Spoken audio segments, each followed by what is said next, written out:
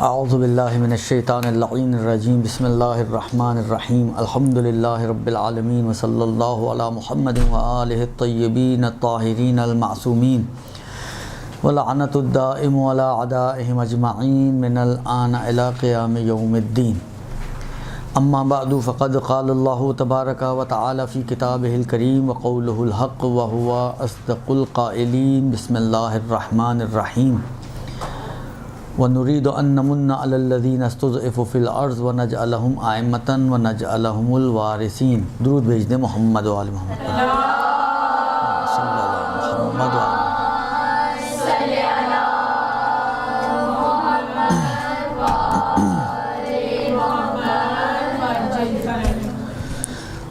سورہ مبارکہ قصص 28 سورہ ہے اور اس کی 5ویں آیت آپ کے سامنے میں نے تلاوت کی ہے، جس میں پروردگار عالم نے اپنے ارادے کا اظہار فرمایا ہے وَنُرِيدُ أَن نَّمُنَّ عَلَى الَّذِينَ اسْتُضْعِفُوا فِي الْأَرْضِ کہ ہم نے ارادہ یہ کیا ہے کہ وہ لوگ کہ جو زمین میں کمزور کیے جا چکے ہیں ان کے اوپر احسان کریں اور ان کو وَنَجْعَلَهُمْ أَئِمَّةً وَنَجْعَلَهُمُ الْوَارِثِينَ اور ہم ان کو امام بنائیں اور اس زمین کا وارث بنائیں، یعنی ان کی حکومت کو قائم کریں۔ یہ آیت جو ہے شاید آپ لوگوں نے پہلی دفعہ تو نہیں سنی ہوگی، یقیناً کئی مرتبہ آپ نے اس آیت کو سنا ہے اور آپ کو معلوم ہے کہ یہ آیت جو ہے وہ امام زمانہ عجل اللہ فرجہ الشریف سے مربوط ہے۔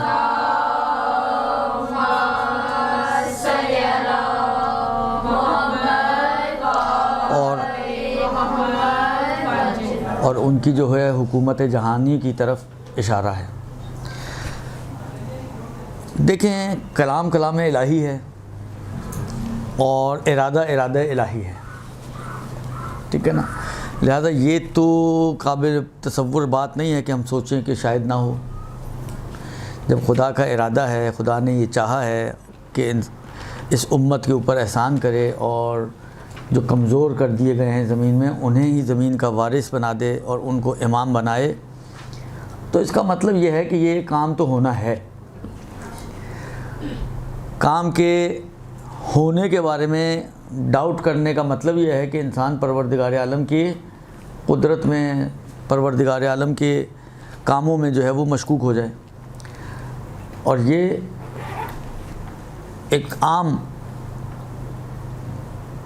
مسلمان کے لیے سزاوار نہیں ہے کہ رسد وہ کہ جو در اہل بیت سے متمسک ہوں اور جن کا منبع علمی اہل بیت علیہم السلام ہوں، تو ان کے ماننے والے اور ان کے چاہنے والوں کے لیے تو بطریق اولیٰ یہ بات جو ہے وہ قابل قبول نہیں ہوگی کہ ہم خدا کے کاموں میں شک کریں۔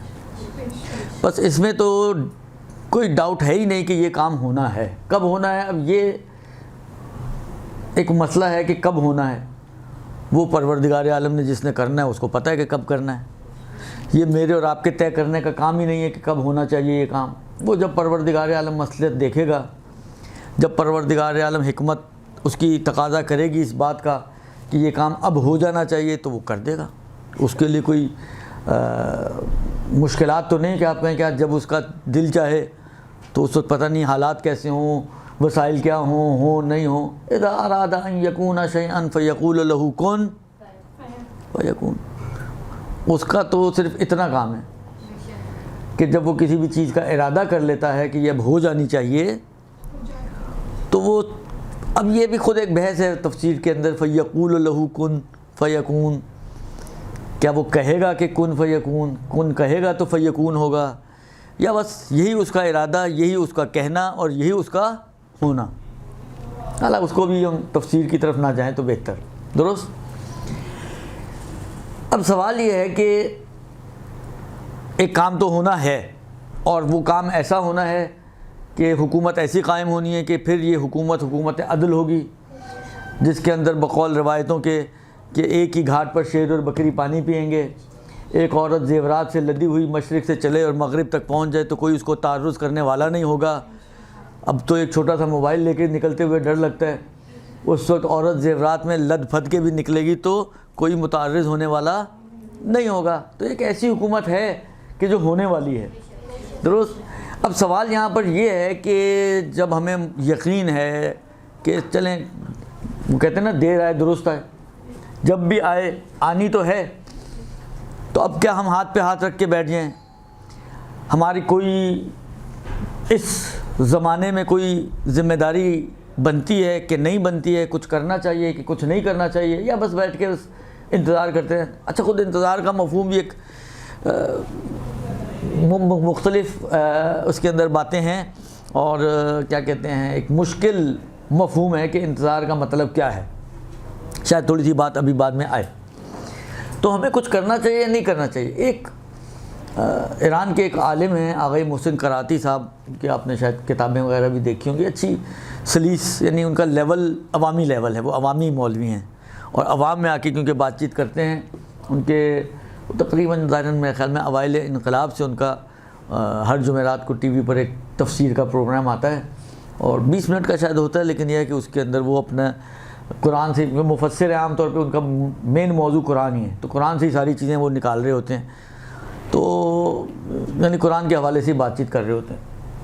تو وہ ان کا یہ جملہ ہے جو میں آپ کی خدمت میں کوٹ کر رہا ہوں, کہ وہ یہ کہتے ہیں کہ دیکھیں مثلا رات ہوتی ہے, سورج غروب ہو جاتا ہے, جو روشنی ہوتی ہے وہ تاریکی میں تبدیل ہو جاتی ہے, ختم ہو جاتی ہے. درست. لیکن آپ کو اس بات کا یقین ہے, آپ قسم کھا سکتی ہیں, آپ کعبہ اٹھا سکتی ہیں, آپ جس چھوٹی سے چھوٹی اور بڑی سے بڑی ہر طرح کی قسم کھانے کے لیے تیار ہیں کہ صبح سورج نے پھر نکلنا ہے. کس کو ڈاؤٹ ہے کہ آج اگر غروب ہو گیا تو پتہ نہیں کل نکلے گا یا نہیں نکلے گا؟ کوئی ہے جو ڈاؤٹ رکھتا ہو؟ کوئی نہیں. سب کو معلوم ہے ایک سلسلہ ہے جو چل رہا ہے, اول آفرینش سے چل رہا ہے, جب سے خدا نے چاند و سورج و زمین کو خلق کیا ہے یہ سلسلہ چل رہا ہے کہ صبح ہوتی ہے سورج طلوع ہوتا ہے, رات ہوتی ہے سورج غروب ہو جاتا ہے. تو طلوع و غروب کا سلسلہ چل رہا ہے. لیکن کبھی ایسا نہیں ہوا کہ آپ کو رات کو آپ یہ سوچیں یار پتہ نہیں صبح سورج نے نکلنا یا نہیں نکلنا, بلکہ سورج کے طلوع کے اوپر ہی آپ اپنی ساری پلاننگز کو بیس کر رہے ہوتے ہیں کہ اتنے بجے سورج نے طلوع ہونا تو یہ کام ہم نے اس ٹائم پہ کرنا, تو یہ اس ٹائم پہ کرنا, تو اس ٹائم پہ کرنا, تو اس ٹائم پہ کرنا مثلا. درست. یعنی ایک مسلم چیز ہے آپ کے لیے, یقینی چیز ہے کہ سورج نے نکلنا ہے, اور سورج کا نکلنا اتنا یقینی ہے کہ اسی کے اوپر آپ سارے اپنے کاموں کو بیس کرتے ہیں, اور کسی قسم کا آپ کے دل میں جس کو کہنا ایک ذرہ رائی کے دانے کے برابر بھی کوئی شک و شبہ نہیں ہوتا کہ شاید نہ نکلے. یہ شاید نہ نکلے کی کوئی گنجائش ہی نہیں ہوتی. لیکن سوال یہ ہے کہ اتنا یقین ہونے کے باوجود کہ سورج نے صبح نکلنا ہے اور دوبارہ روشنی نے پھیل جانا ہے, کیا سورج غروب ہونے کے بعد انسان چراغ جلاتا ہے یا نہیں جلاتا؟ لائٹس آن کرتا ہے کہ نہیں کرتا؟ کرتا ہے نا. یہ سوچ کے تو نہیں بیٹھ جاتا کہ چلو روشنی تو ہو ہی جانی ہے تو میں ابھی بھی نہ کروں. تاریکی کو ختم کرتا ہے نا, با ان کے اس کو یہ یقین ہوتا ہے کہ صبح روشنی ہو جائے گی. سوچ سکتے نا کہ یار کیوں میں محنت کروں, کیوں اپنا پیسہ بھی ضائع کروں, انرجیز بھی ضائع ہوں, بلوں کے رونے بھی چلتے رہتے ہیں وہ بھی ختم ہو جائیں گے. لیکن نہیں, اس یقین کے باوجود غروب کے بعد طلوع سے پہلے وہ انتظام کرتا ہے کہ یہ حصہ بھی اس کا روشن رہے. درست. بس یہی صورتحال ہماری ہے اس غیبت کے زمانے میں. امام کا پردہ غیبت میں جانا اور اس امام کا دوبارہ طلوع ہونا. صحیح ہے, طلوع ہونا ہمیں معلوم ہے, طلوع ہونا یعنی ظہور امام, یہ السلام علیکم, یہ ہمیں معلوم ہے کہ امام علیہ السلام کا ظہور ہوگا, اور قطعی طور پر اس ظہور کے بعد روشنی نے پھیلنا ہے. لیکن اس روشنی کے انتظار میں اس تاریکی سے لے کر اس روشنی کے آنے تک کیا ہم خاموش بیٹھے رہیں؟ ہم لائٹیں نہ جلائیں, ہم اس زمانے کو منور کرنے کی کوشش نہ کریں, ہم اس زمانے کو روشن کرنے کی کوشش نہ کریں؟ کیا کریں؟ ٹانگوں پہ ٹانگیں رکھیں اور خواب خرگوش, یعنی کچھ کریں. تو جس طرح ایک چھوٹے سے فترہ، ایک اتنا سا زمانہ ہے جس کے لیے آپ، جن کے پاس امکانات موجود ہیں، تو ہماری تو ماشاءاللہ بجلی کم آتی ہے، تو وہ جو ہے یو پی ایس کے ذریعے، جنریٹرز کے ذریعے، دوسرے چارجیبل لائٹس کے ذریعے، کسی اور ذرائع سے بالآخر ان کی کوشش یہ ہوتی ہے کہ یہ زمانہ تاریک نہ رہے۔ تو پھر کیسے ہم اپنے اس زمانے کو کہ جو امام کی غیبت سے لے کر امام کے ظہور تک کا زمانہ ہے اس کو تاریک بنا دیں؟ بس اس کا مطلب یہ ہے کہ ہمیں وہاں پہ بھی کچھ نہ کچھ ایفرٹس کرنی چاہیے۔ میں ایک روایت آپ کی خدمت میں عرض کرتا ہوں، مجھے نہیں معلوم، ہو سکتا ہے شاید یہیں سے آئی ہو یا کہیں اور سے آئی ہو، اب میرے ذہن میں نہیں ہے اس کا لوگو کہ کہاں سے آئی ہے یہ روایت، لیکن یہ ایک روایت ہے جو میں آپ کے ساتھ شیئر کرنا چاہتا ہوں اسی حوالے سے کہ ہمیں کچھ کرنا چاہیے کہ نہیں کرنا چاہیے۔ روایت جو ہے وہ اللہ آپ کو نیکی دے، چھٹے امام علیہ الصلوۃ والسلام کی ہے۔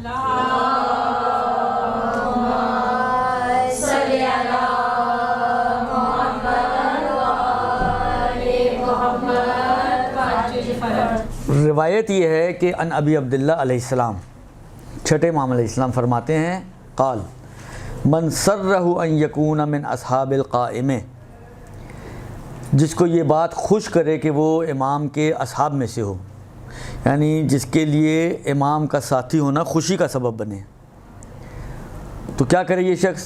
فلینتظر، پہلا کام تو یہ کرے کہ انتظار کرے، منتظرین میں سے ہو، یعنی اگر یہ اصحاب قائم میں سے بننا چاہتا ہے تو اس کو اپنے آپ کو منتظر بنانا پڑے گا، ایک۔ دوسری چیز یہ کہ فلیعمل بالورع، عمل اس کا ورع یعنی پرہیزگاری کے ساتھ ہو، پرہیزگارانہ عمل کرے۔ اور تیسری چیز وہ محاسن الاخلاق، اور حسن اخلاق کو، اچھے اخلاق کو اپنائے۔ وَهُوَ مُنتَظِرٌ، اس حالت میں کہ وہ انتظار کرنے والا ہو، یعنی انتظار کرنے کے ساتھ ساتھ عمل بھی ہو اس کا ورع کے ساتھ، پرہیزگاری کے ساتھ، اور اسی انتظار کے زمانے میں انتظار کرنے کے ساتھ ساتھ حسن اخلاق کو بھی اپنائے، اچھے اخلاق کو اور اچھے کردار کو اپنائے۔ یہ اگر وہ چاہتا ہے کہ امام کے ساتھیوں میں شمار ہو۔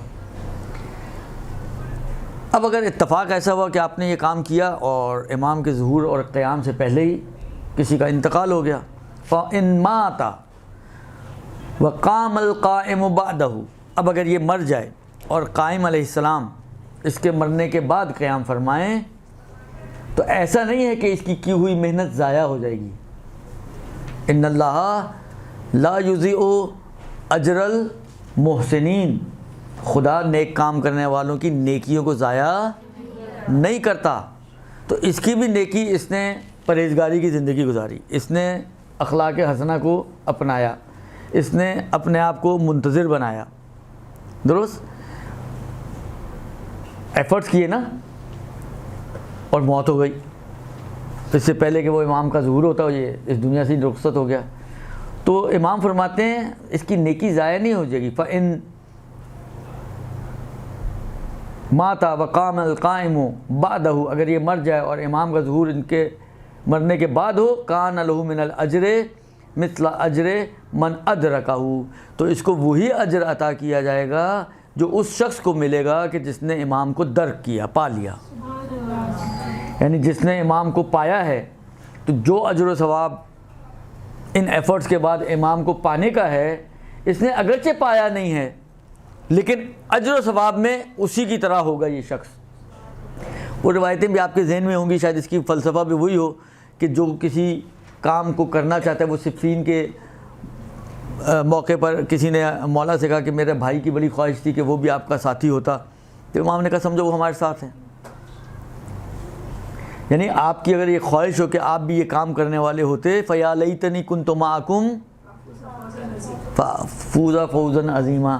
یہ ابن شبیب کی روایت میں ہے نا کہ اگر کوئی چاہتا ہے کہ امام کے ساتھیوں کے درجے میں جائے اور امام کے ساتھیوں کے ساتھ رہے، تو جب بھی یہ جملہ ادا کرے وہ، فَيَا لَيْتَنِي كُنْتُ مَعَكُمْ فَأَفُوزَ فَوْزًا عَظِيمًا، اے کاش ہم بھی آپ کے ساتھ ہوتے، یعنی آپ کو یہ کہنا کہ اے کاش ہم بھی ہوتے، گویا ایسا ہی کہ آپ تھے، آپ کا اعکاش مساوی ہے ہونے کے. تو یہی چیز یہاں پر بھی امام فرما رہے ہیں کہ کیونکہ اس کا ارادہ یہی تھا, اسی ارادے سے اس نے یہ سارے ایفرٹس کیے نا کہ منتظر رہا, پرہیزگاری سے عمل انجام دیا, حسن اخلاق کو اپنایا تاکہ امام کے اصحاب میں اسے تو گویا اس نے امام کو در کر لیا. پھر مولا فرماتے ہیں کہ جدو وانتظروا, لہذا کوشش کرو اور انتظار کرو. ہنیئا لکم ایھا العصابۃ المرحومہ, اور اے رحم کیے گئے لوگوں کے گروہ, تمہیں یہ اجر و ثواب مبارک ہو. یہ جو اجر و ثواب تمہیں مل رہا ہے یہ تمہارے لیے مبارک ہو. خوب دیکھیں, اس میں امام نے نہیں کہا کہ ٹھیک ہے روشنی تو ہونی ہے, تم لوگ آرام سے بیٹھو, تسلی سے رہو, بس ہو جائے گا کام تمہارا. نہیں, کچھ ذمہ داریاں بیان کی ہیں. آپ کو پرہیزگاری کی طریقے سے پرہیزگارانہ عمل کرنا ہے. اپنی زندگی کو ورع کے ساتھ گزاریں, پرہیزگاری کے ساتھ گزاریں, گناہوں سے اپنے آپ کو آلودہ نہیں کرنا ہے. کیونکہ دیکھیں گناہ, آپ یہ کئی دفعہ یہ باتیں سن چکے ہیں, کوئی نئی باتیں تو نہیں میں آپ کی خدمت میں پیش کر رہا, لیکن بالآخر مسئلہ یہی ہے نا کہ جو دین ہے وہ تو وہی پرانا ہی ہے, 1400 سال پرانا دین ہے. میں نیا دین تو بنا نہیں سکتا آپ کے لیے, نئی روایتیں تو بنا نہیں سکتا, جو ہیں بس وہی ہیں, درست. تو اسی لیے وہی بیان کر سکتا ہوں میں. تو اس لیے اگرچہ سنی ہوئی ہیں لیکن خوب ہماری ذمہ داری ہے, فذکر ان الذکری تنفع المؤمنین, یاد دہانی کراتے رہو. یہ یاد دہانی جو ہے مومنین کو فائدہ پہنچاتی ہے. تو اس باب سے آپ کی خدمت میں عرض کر رہا ہوں کہ کیا کہتے ہیں, کیا کہہ رہا تھا میں,